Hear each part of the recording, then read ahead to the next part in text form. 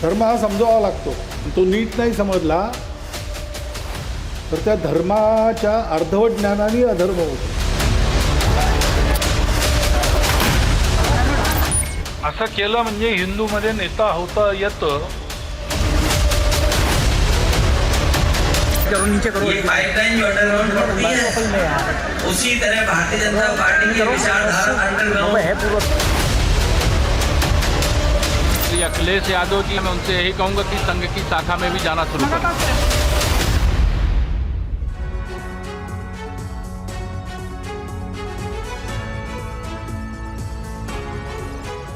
धर्म को लेकर या मस्जिद मंदिर के विवाद को लेकर आरएसएस प्रमुख के हाल के दिए गए बयानों ने देश में एक नई राजनीतिक बहस छेड़ दी है और ऐसा लगता है कि हर दल अपने अपने तरीके से उस बयान को इंटरप्रेट कर रहा है, उसकी व्याख्या कर रहा है. लेकिन इसके साथ साथ ये दल एक दूसरे पर हमला भी कर रहे हैं, सवाल भी उठा रहे हैं. आज इसी पर होगी पूरी बहस. मैं हूं आपके साथ रवि मिश्रा, मेरे साथ है मेरे सहयोगी करुणा शंकर शर्मा. आरएसएस प्रमुख मोहन भागवत ने एक बार फिर बड़ा बयान दिया. उन्होंने कहा कि धर्म की समझ की कमी से अधर्म होता है. दुनिया भर में अत्याचार की वजह भी अधूरा और अनुचित बयान है. 4 दिन पहले भी उनके उस बयान पर देश भर में चर्चा हुई, जिसमें संघ प्रमुख ने कहा था कि राम मंदिर के बाद कुछ लोगों को लगता है कि वो इस तरह के मुद्दे उठाकर हिंदुओं के नेता बन जाएंगे. दरअसल देश भर में जिस तरह से जगह जगह मस्जिदों के नीचे मंदिरों की तलाश शुरू हो गई है और देश की सियासत इसके इर्द गिर्द घूमने लगी है, ऐसे में आरएसएस प्रमुख मोहन भागवत के ये बयान काफी महत्वपूर्ण है. धर्म के नाम पर नफरती सोच वाले लोगों के लिए एक सबक है. लेकिन सवाल ये उठता है कि क्या उनके बयान को धर्म के ठेकेदार गंभीरता से लेंगे. सवाल यह भी उठता है कि मोहन भागवत को बार बार ये बातें सार्वजनिक तौर पर आखिर क्यों कहनी पड़ रही हैं, वो किसे संदेश देना चाहते हैं. हम इसी मुद्दे पर करेंगे चर्चा. हमारे साथ कई खास मेहमान भी जुड़ेंगे.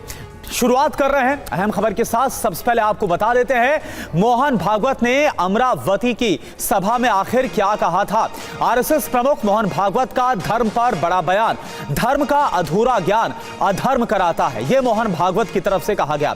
समझ की कमी से धर्म के नाम पर अत्याचार हो रहा है. धर्म का आचरण ही धर्म की रक्षा है. धर्म की उचित शिक्षा दी जानी चाहिए, इस बात पर बल दिया गया आरएसएस प्रमुख मोहन भागवत की तरफ से.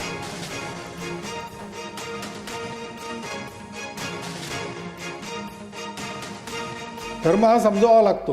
तो नीट नाही समजला तर त्या धर्माच्या अर्धवट ज्ञानाने अधर्म होतो. जगामध्ये धर्माच्या नावाखाली जितके अत्याचार झाले आहेत ते या चुकीच्या समजुतीमुळे झाले आहेत.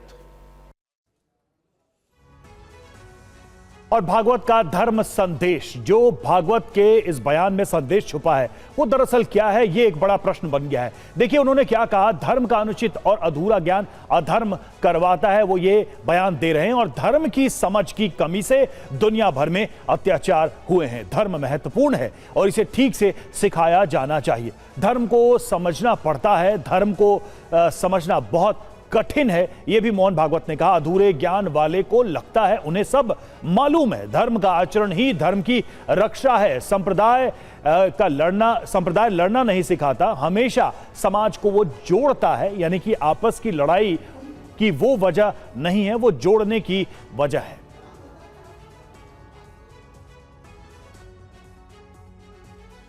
तो आरएसएस प्रमुख मोहन भागवत की तरफ से जो बयान दिया गया और उससे पहले भी जो बयान दिए गए, इन सभी पर हम चर्चा करेंगे. हमारे साथ जो खास मेहमान जुड़े हुए हैं उनके बारे में भी हम आपको बता देते हैं और उनका परिचय आपसे करा दे. प्रमोद स्वामी है बीजेपी के प्रवक्ता, वो इस वक्त हमारे साथ जुड़े हैं आज की चर्चा के पैनल में. आपका स्वागत है. प्रियंका गुप्ता जो कांग्रेस प्रवक्ता हैं वो इस वक्त हमारे साथ हैं. अमितोष पारिख हैं जो वीएचपी प्रवक्ता हैं, वो हमारे साथ बस कुछ ही देर में जुड़ने वाले हैं. दीपक रंजन समाजवादी पार्टी के प्रवक्ता हमारे साथ जुड़े. आप सभी का स्वागत है हमारी इस बहस में. बिल्कुल. और देखिए धर्म पर भागवत का जो बयान आया है उससे 5 बड़े सवाल खड़े हुए हैं. वो 5 बड़े सवाल क्या हैं वो हम आपके सामने रखने जा रहे हैं. नफरती सोच पर क्या इस संदेश से रोक लगेगी? मंदिर मस्जिद की लड़ाई क्या रुकेगी? तीसरा सवाल यह है कि मस्जिद के नीचे मंदिर की खोज का जो एक चलन दिखाई दे रहा है, क्या वो रुकेगा? धर्म के नाम पर अधर्म कौन कर रहा है, किसकी तरफ ये इशारा है? और पांचवा ये कि भागवत के बयान के से सियासी दल क्या सीख लेंगे, क्या वो उनके संदेश को सही तरीके से समझ पाएंगे? हालांकि आपको बता दें कि मोहन भागवत की तरफ से ये जो बयान दिया गया, भागवत के बयान से राम भद्राचार्य असहमत हैं। राम भद्राचार्य ने कहा है उनके बयान से असहमत। मोहन भागवत हमारे अनुशासक नहीं है, ये राम भद्राचार्य की तरफ से कहा गया है। मैं मोहन भागवत के वक्तव्य से बिल्कुल सहमत नहीं हूँ, बिल्कुल सहमत नहीं हूँ। और तुमसे भी कह रहा हूँ, मोहन भागवत हमारे अनुशासक नहीं हैं, हम उनके अनुशासक हैं। मैं मोहन भागवत के वक्तव्य से बिल्कुल सहमत नहीं हूँ, बिल्कुल सहमत नहीं हूँ। और तुमसे भी कह रहा हूँ, मोहन भागवत हमारे अनुशासक नहीं हैं, हम उनके अनुशासक हैं। करते हैं चर्चा की शुरुआत, चलेंगे अपने मेहमानों के पास। प्रमोद स्वामी बीजेपी के प्रवक्ता हमारे साथ इस वक्त जुड़े हुए हैं। सबसे पहला सवाल उन्हीं से ही। प्रमोद स्वामी जी, अब बात यह है कि मोहन भागवत अपने बयानों के जरिए क्या इशारा कर रहे हैं और किसको नसीहत दे रहे हैं? देखिए, ऐसा है कि परम पूज्य मोहन भागवत जी ने जो बातें कही हैं, उन बातों को समझ करके ये बातें किसी एक समुदाय या एक धर्म विशेष के लिए नहीं है, पूरे भारत वर्ष के लिए है। क्योंकि भारत जो है उसने पहले भी विश्व को आध्यात्मिकता की राह दिखाई है, और भारत जो है एक बार पुनः विश्व गुरु के रूप में प्रतिष्ठित होने के लिए कार्य कर रहा है। तो ऐसे समय में हमारा आचरण जो है वो कैसा होना चाहिए, उसके बारे में उन्होंने अपनी राय व्यक्त की है। तो इस बात को अब समझने की जरूरत है कि धर्म, उन्होंने कहा कि धर्म का अधूरा ज्ञान अधर्म की ओर ले जाता है।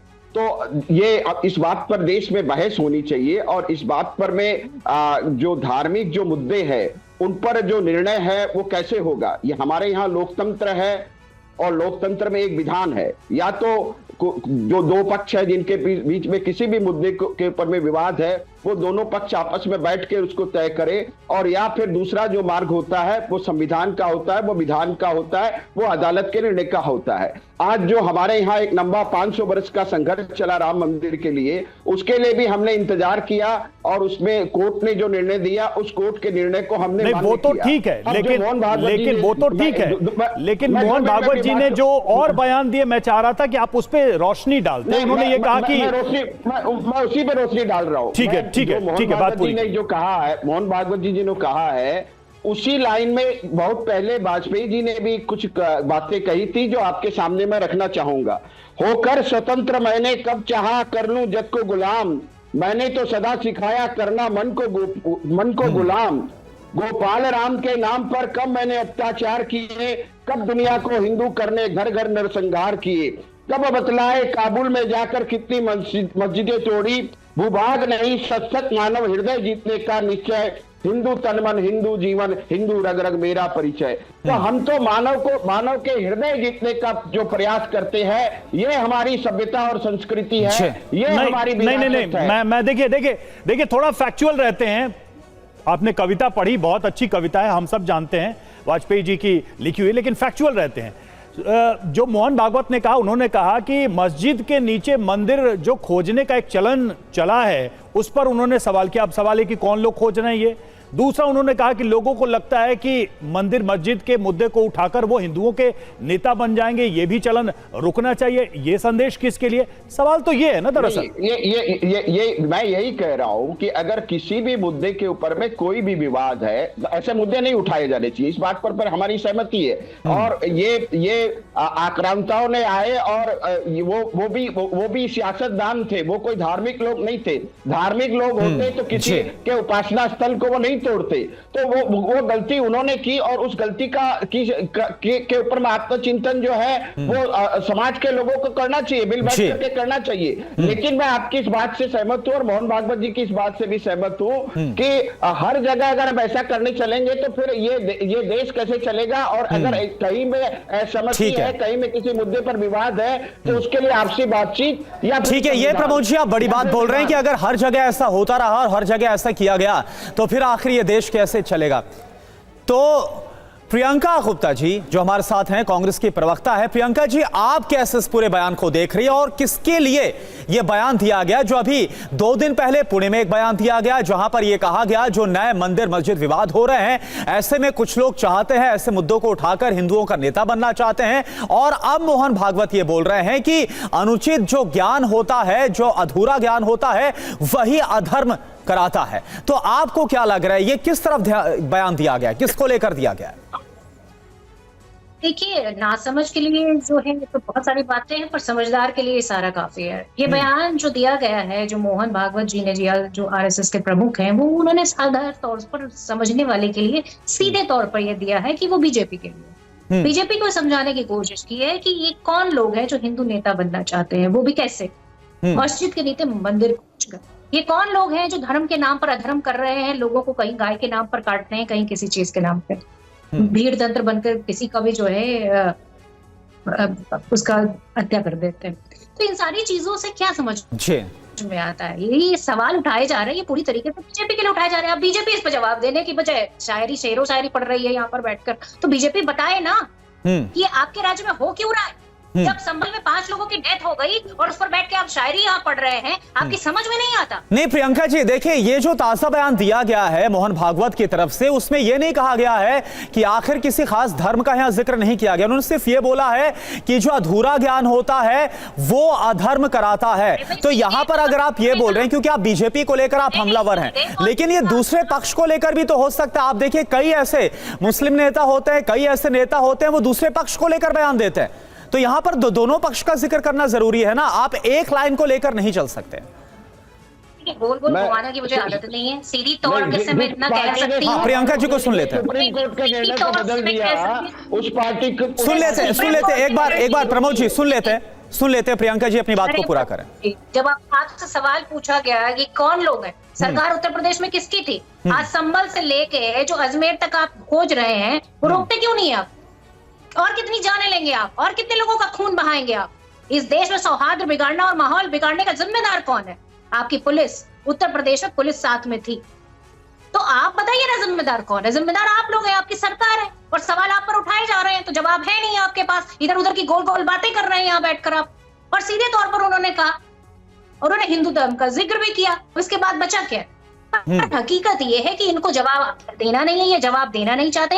मैं सिर्फ इतना पूछना चाहती हूँ भारतीय जनता पार्टी के प्रवक्ता से कि क्या मंदिर के जो मस्जिद है उसके नीचे मंदिर खोदना बंद करेंगे या नहीं करेंगे? जवाब दीजिए प्रमोद जी। जितनी भी चीजें हैं उसको बंद, ठीक है, सवाल आपने किया प्रियंका जी, प्रमोद जी जवाब दीजिए। मैं जवाब दे रहा हूं। देखिए, पहली बात तो यह है, जिस पार्टी ने सुप्रीम कोर्ट के निर्णय का सम्मान नहीं किया और शाहबानो केस में सुप्रीम कोर्ट के निर्णय को तुष्टीकरण की नीति के आधार पर बदल दिया, उस पार्टी से हमें सेकुलरिज्म सीखना। नहीं प्रमोद जी आप जिक्र कर रहे हैं, आप जिक्र इतिहास का कर रहे हैं, हम जिक्र कर रहे हैं जो मौजूदा बयान आरएसएस प्रमुख मोहन भागवत की तरफ से और उस पर जो प्रियंका जी की तरफ से आपसे सवाल पूछे गए, आप उसका जवाब दीजिए। मैं यही कहना चाहता हूं मेरी बहन को कि मोहन भागवत जी ने कहा है, वो किसी एक राजनीतिक दल के लिए नहीं कहा है, उन्होंने पूरे 140 करोड़ देशवासियों के लिए बात कही है कि भारत जो है एक समय विश्व गुरु था। ठीक है,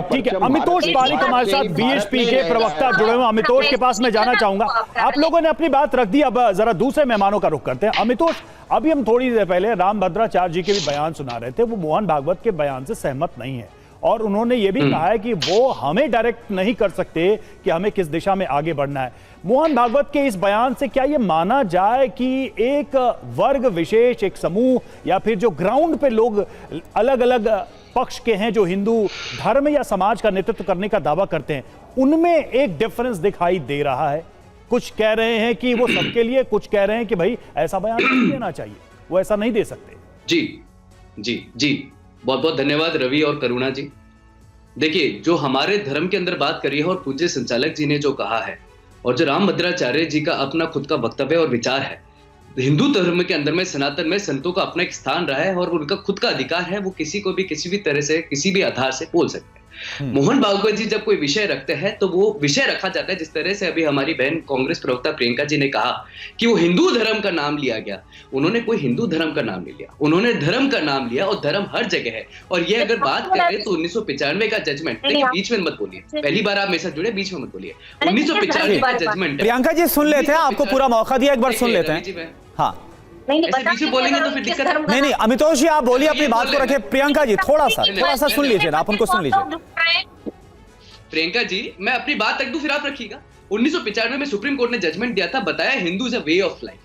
उसी को जजमेंट को कोट करते हुए 1966 के अंदर में चीफ जस्टिस गजेंद्र गडकर ने कहा था कि Hinduism definition is inclusive of all nature and it's a way of life. जब हिंदू और सनातन की बात करते हैं रवि जो करुणा जी, तब हम बात करते हैं मानवता की। ये लोग कैसे समझेंगे मानवता क्या है? क्योंकि जो फिलिस्तीन के बैग उठाते घूमते रहते हैं सदन में, वो मानवता समझ ही नहीं सकते जिनको शक्ति से। लेकिन ये प्रश्न का उत्तर तो नहीं हुआ, मैं तो माफी के साथ कह रहा हूं, ये मेरे प्रश्न का उत्तर तो नहीं हुआ। रवि अल्प ज्ञान की जो बात कही वो यही ज्ञान की बात कही, अल्प ज्ञान की, जिसको शक्ति से लड़ना है, जिसको हिंदू मंदिरों में बलात्कार और छेड़छाड़। लेकिन अमितोष ये सवाल तो ये भी उठता है, ये सवाल उठता है चाहे 2022 का बयान हो जहां पर उन्होंने बोला था कि हर मस्जिद में शिवलिंग को ढूंढना भी ठीक नहीं है, और या फिर अभी के दो लगातार ये ताजा बयान जो पुणे में दिया गया और अब जो ताजा बयान, ऐसा क्यों बार बार आरएसएस प्रमुख मोहन भागवत को बोलना पड़ रहा है? ये भी तो बड़ा सवाल है अमितोष जी। तो करुणा जी आप तो ये सवाल इनसे पूछिए। मोहन भागवत जी ने तो ये भी कहा था कि जितने भी मंदिर सरकार के नियंत्रण में है उनको वापस दे दिया जाए। तो क्यों कांग्रेस सरकार उस पर पहल नहीं करती? क्यों Hindu right charitable enrolment act नहीं हटता? मोहन भागवत जी ने तो मिलिट्री के लिए भी बात कहा था, उस समय लिबरल से भी बहुत क्वेश्चन उठाया था, तब नेशनल कमीशन ऑफ मिशन ने उनको नोटिस भी भेजा था। तो क्यों नहीं उठता? हम बात करते हैं मोहन भागवत जी की जब स्टेटमेंट की, तो विश्व हिंदू परिषद का एक आंदोलन 1984 में जब सर्व समिति से हुआ तो ये कहा गया कि 3 मांग करी गई थी, काशी विश्वनाथ, ज्ञान आपके मथुरा की और राम मंदिर की। राम मंदिर का एक्सेप्शन तो आपने 91 में नहीं दिया ना, उसको तो 92 में लाके दिया था, फिर भी कोर्ट के माध्यम से उसको लड़ा गया। विश्व हिंदू परिषद किसी तरह का कोई अभी आंदोलन नहीं करेगा, और अगर सर्व हिंदू समाज कर रहा है तो हिंदू समाज है, कोई किसी से बात व्यक्त कर सकता है, किसी से विद्रोह भी कर सकता है, उसमें ऐसा कुछ नहीं है। लेकिन जो अल्प ज्ञान की बात कही, वो अल्प ज्ञान कांग्रेस सरकार को समझ अच्छी करुणा जी, जिसने शक्ति से लड़ने की बात करी थी, जिसने फलस्तीन को मानव अधिकार समझा था, जिसने की शक्ति और। ठीक है अमितोष, देखिए अब देखिए जो मोहन भागवत का बयान आया है उस पर बड़े इंटरेस्टिंग रिएक्शंस भी आए हैं, खासकर देखिए समाजवादी पार्टी की तरफ से रिएक्शन आया अखिलेश यादव का, और फिर केशव प्रसाद मौर्य ने उनका जवाब भी दिया। आगे बढ़ेंगे और एसपी के प्रवक्ता से ये सवाल करेंगे, लेकिन सबसे पहले हम वो बयान और उस पर जवाबी बयान सुनाते हैं। आज अगर भारतीय जनता पार्टी के अंडरग्राउंड जो पॉलिसी बनाते हैं, ये पाइपलाइन जो अंडरग्राउंड पड़ती है, उसी तरह भारतीय जनता पार्टी की विचारधारा अंडरग्राउंड अंदर ही अंदर काम करती है। ये बात पहले भी कहनी चाहिए थी, लोगों की जान चली गई। देखिए मैं समझता हूं कि हमारे पूज्य सरसंघ चालक जी ने जो बयान दिया है, मैं राष्ट्रीय स्वयंसेवक संघ का स्वयंसेवक हूं, हमारे लिए तो उनका हर बयान आदेश होता है, लेकिन श्री अखिलेश यादव जी या अन्य जो राजनीति अपनी अपनी राजनीति चमकाने के लिए समय समय पर राष्ट्रीय स्वयंसेवक संघ को हर समय निशाने पे लेते रहे हैं। आज उनको राष्ट्रीय स्वयंसेवक संघ अच्छा लगा है, मैं उनसे यही कहूंगा कि संघ की शाखा में भी जाना शुरू करें। दीपक रंजन जी, जो सवाल केशव प्रसाद मौर्य ने उठाया वही हम चाहेंगे कि उसका आप उत्तर दें कि जिस संघ और या संघ प्रमुख के बयान को हमेशा समाजवादी पार्टी निशाने पर लेती है, आलोचना करती है, हमले करती है, आज वो संघ प्रमुख के बयान या फिर आरएसएस के बयान आप लोग को पसंद आने लगे, अचानक से क्या हो गया? देखिए रवि जी, करुणा जी, आरएसएस जो है वो भारतीय जनता पार्टी का मदर विंग है और भारतीय जनता पार्टी उसके एक ब्रांच है। बात आज की नहीं है, मैं समझता हूँ लगातार 2018 में विज्ञान भवन में आदरणीय मोहन भागवत जी ने कहा था कि मुसलमान के बिना जो है हिंदुत्व अधूरा है। उसके बाद से देख लीजिए मुसलमानों के ऊपर किस अत्याचार हो रहा है। उसका उन्होंने 2022 में कहा कि अगर आप मस्जिदों में अगर आप शिवलिंग खोजोगे तो ये कहीं ना कहीं आपसी भेदभाव पैदा करेगा, आपस में कहीं ना कहीं ये लड़ाई पैदा करेगा। उसके बाद लगातार इस तरीके के बयान ये देते चले आ रहे हैं। अभी इन्होंने हालिया बयान दिया था कि आप जो विपक्ष में बैठा है वो विपक्ष नहीं बल्कि आपको प्रतिपक्ष है, वो ये विपक्ष के साथ कैसा दुर्व्यवहार करते हैं ये। तो मैं तो समझता हूँ कि आदरणीय मोहन भागवत जी लगातार जो है ये कह तो रहे हैं, कह तो सही रहे हैं, लेकिन किससे कह रहे हैं, इनकी बातों का इनके ऊपर कितना असर हो रहा है, कितना असर नहीं हो रहा है, बात इस पर गौर करने वाली।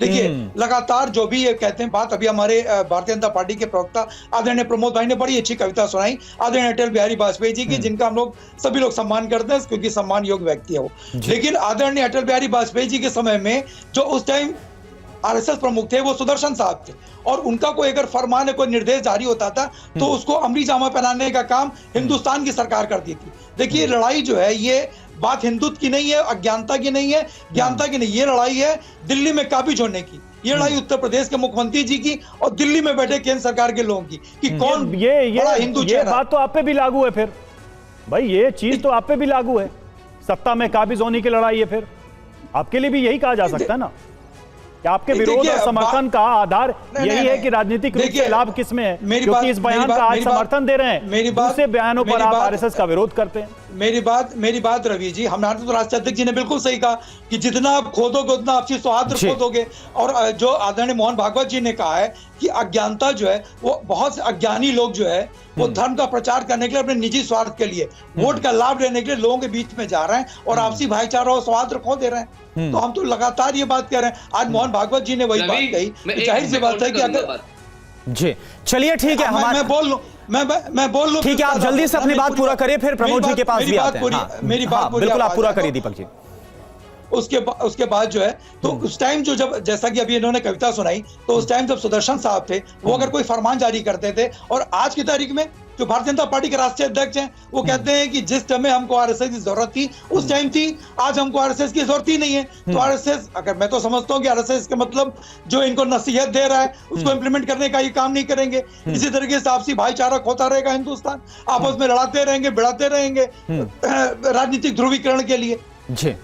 तो ये चीज ठीक नहीं है, और अगर उसको इम्प्लीमेंट या अगर उसको जो है अमली जामा पहनाने का काम अगर हिंदुस्तान की सरकार करे, मेरी बात अधूरी रह गई थी कि आज की तारीख में कौन बड़ा हिंदू चेहरा है, उत्तर प्रदेश के मुख्यमंत्री जी ज्यादा बड़ा हिंदू चेहरा है। नहीं दीपक जी आप किसी खास दल का जिक्र कर रहे हैं, आप सरकार का जिक्र कर रहे हैं, लेकिन जरूरी यहां पर यह है कि यहां पर सभी दलों को और खास तौर पर उन नेताओं को सोचना होगा जो अक्सर इस तरह की बयानबाजी देते हैं। इसी को लेकर प्रमोद जी मेरा सवाल, ठीक है आ रहे दीपक जी आपको पूरा वक्त दिया, सिर्फ आधा सेकंड और। हाँ जल्दी प्लीज।